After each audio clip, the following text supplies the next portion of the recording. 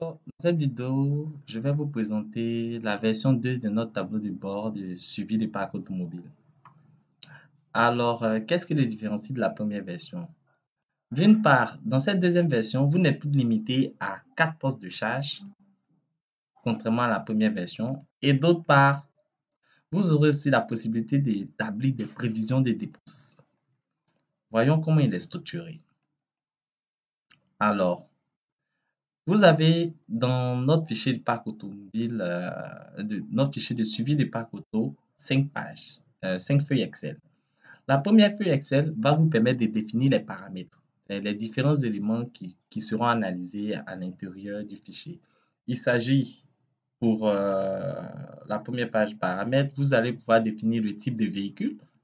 Donc, vous allez enregistrer vos différents types de véhicules. Ensuite, le type de charge. Donc, vous allez pouvoir enregistrer les différentes charges que vous allez utiliser à l'intérieur de votre fichier de gestion de parc automobile. Enfin, le troisième paramètre, c'est la définition des véhicules. Vous allez pouvoir identifier chacun des véhicules de votre parc à partir de la plaque d'immatriculation de ce véhicule. Aussi, pour chaque véhicule, vous pourrez l'associer à un type de véhicule qui se présente sous forme de liste déroulante et qui est lié à la liste des types de véhicules précédemment déclarés. Alors, dans la deuxième page, nous allons pouvoir faire des prévisions des dépenses. En effet, vous allez pouvoir planifier votre budget de dépenses pour chaque véhicule. Donc, dans les prévisions des dépenses, vous avez la possibilité de définir la date prévisionnelle des dépenses. Ensuite, l'immatriculation du véhicule sur lequel vous allez planifier votre dépense. Ensuite, vous allez pouvoir associer cette dépense à un type de charge et définir un montant. Donc, vous allez utiliser cette liste pour planifier vos dépenses au mois, au jour, au mois ou à l'année. Ensuite, sur la troisième page, on va pouvoir définir les opérations et parcs automobiles qui sont en fait les consommations réalisées. Donc, avec cette feuille, vous allez pouvoir enregistrer au jour le jour chacune des consommations de vos différents véhicules. Donc, vous allez pouvoir définir la date de la consommation, l'immatriculation qui est extraite de la liste des véhicules déclarés, le type de charge qui est lui extrait de la liste des charges déclarées. Vous lui associerez un libellé qui est une description, je dirais, une description succincte de la nature de l'opération, de la nature de la dépense, ainsi que le montant de la dépense effectuée. Donc, avec cette feuille opération et parc automobile, vous allez pouvoir tenir un journal des différentes opérations effectuées, que ce soit les entretiens, les réparations, les dépenses administratives, etc., etc. Alors, au niveau de ce fichier, attendez que je fasse apparaître la barre des onglets de commande.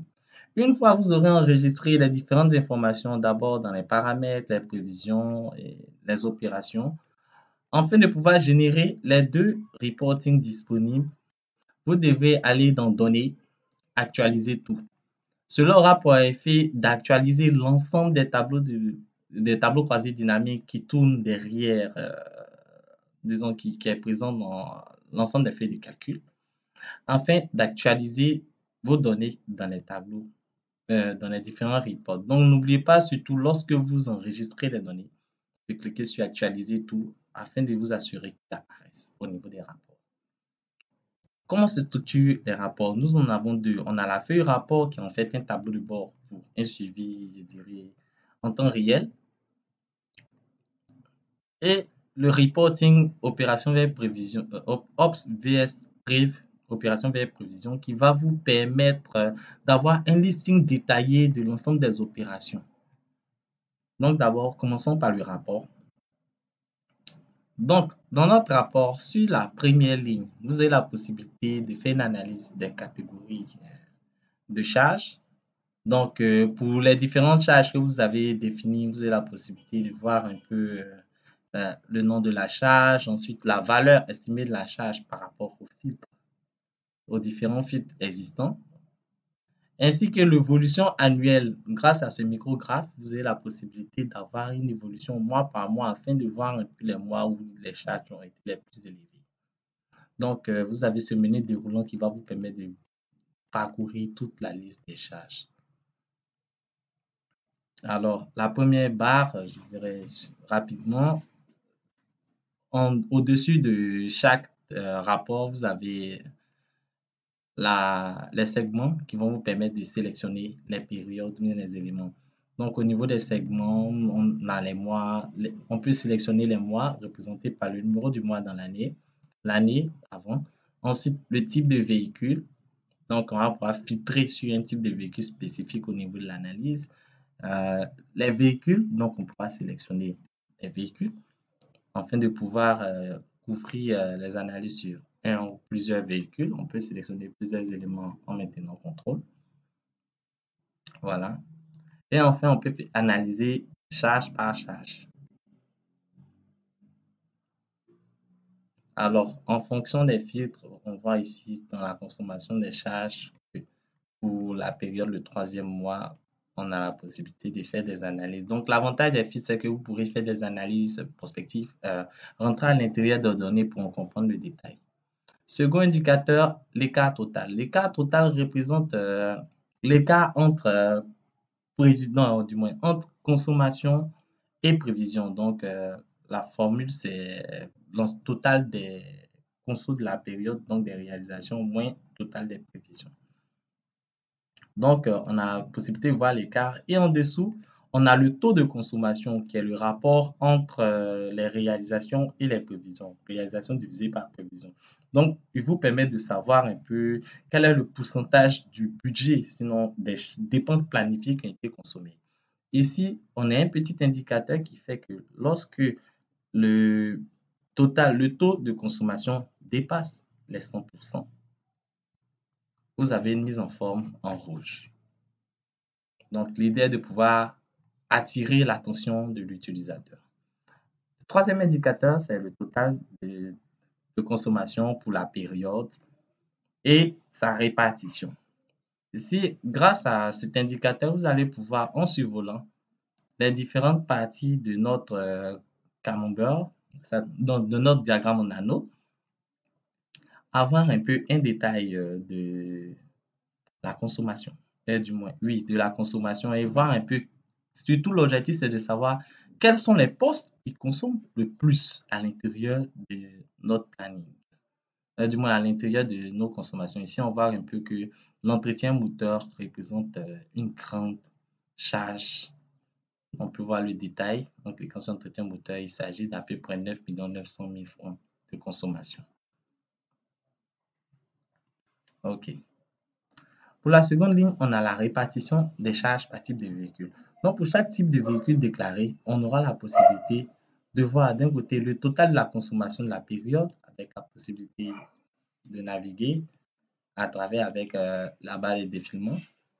Donc, on a le total de la période et aussi on a le détail de ce total-là avec les différents postes qui ont été, je dirais, mouvementés, les différents postes de dépenses qui ont été mouvementés.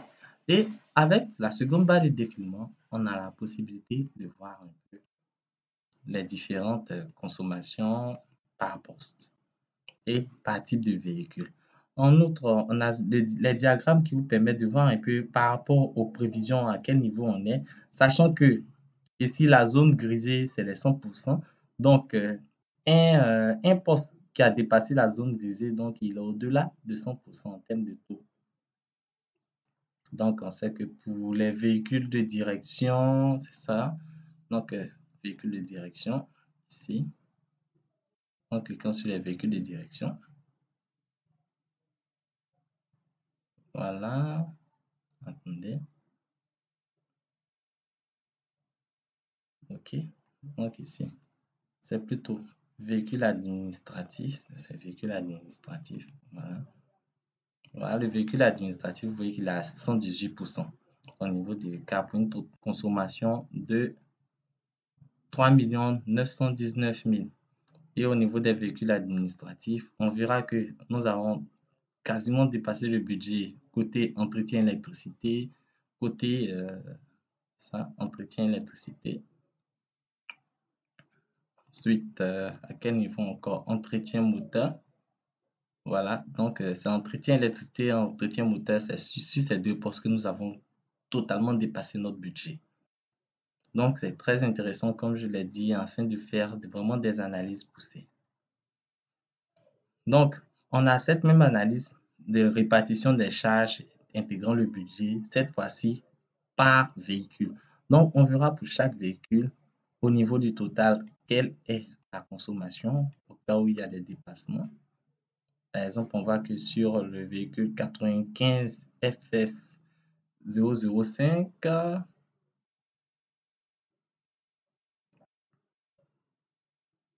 voilà,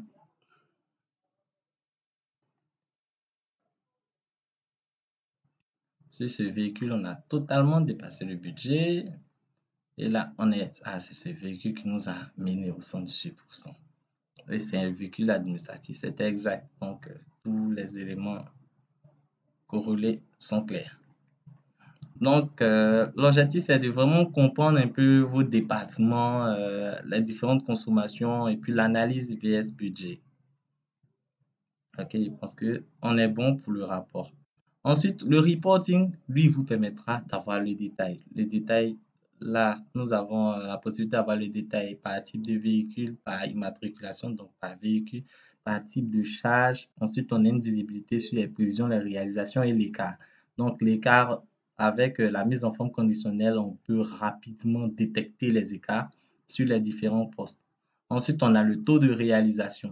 Ça va vous permettre de voir jusqu'à quel niveau nous sommes réalisés. Il faut savoir que puisque nous sommes dans une analyse de charge, de dépassement, tout dépassement sur consommation est, je dirais, défavorable en termes d'écart, raison pour laquelle tous les écarts positifs, vous avez cette mise en forme conditionnelle en rouge.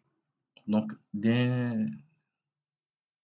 au premier coup d'œil, on peut voir un peu les postes, ligne par ligne, les postes qui sont les plus, je dirais, les lignes carrément des budgets qui sont les plus consommatrices.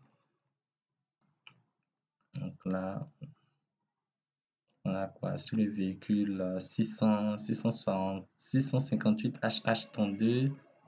Donc allons chercher ce véhicule 658 HH32. Voilà.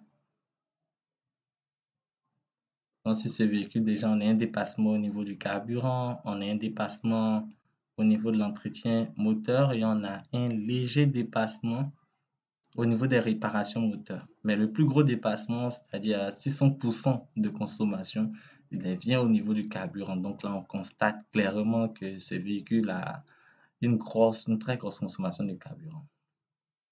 Moi, je pense que nous avons fait le tour de ce tableau de bord. Si vous avez des questions, n'hésitez pas et je vous remercie.